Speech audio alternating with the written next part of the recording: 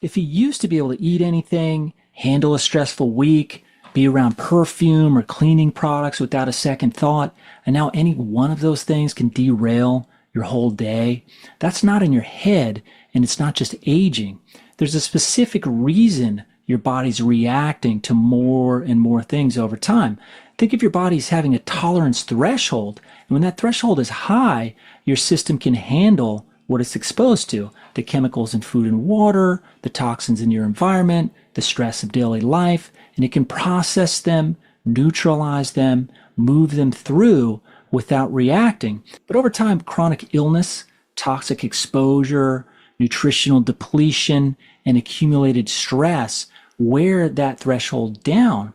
And when the body is carrying more than it can process and has been for a long time, it doesn't take much to push it over the edge. So something that used to be completely fine, like a glass of wine at dinner, a walk through a department store, eating out at a restaurant, a hard week at work, suddenly triggers a reaction. Not because those things changed, but because your body's capacity to handle them has been quietly shrinking. And here's the part that most people don't realize. The lower that threshold drops, the longer the list of triggers gets. And foods that were fine last year aren't fine anymore. Environments that never bothered you start to bother you. And it starts to feel like the world around you is getting smaller. This isn't your body getting weaker, and it isn't a new condition developing on top of everything else. It's your body telling you its reserves are low and that it needs less coming in, not more coming in. Something we hear all the time from people who come to us is that they used to be able to eat anything, go anywhere, handle stress without falling apart, and now there's a growing list of things their body just can't tolerate anymore.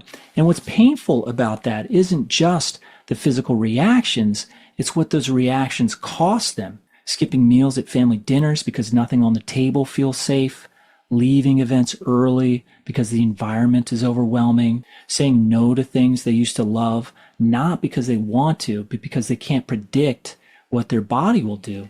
And the longer it goes on, the smaller life gets. And the instinct most people have is to keep narrowing things down and find every trigger and eliminate it and build a smaller and smaller world that feels safe.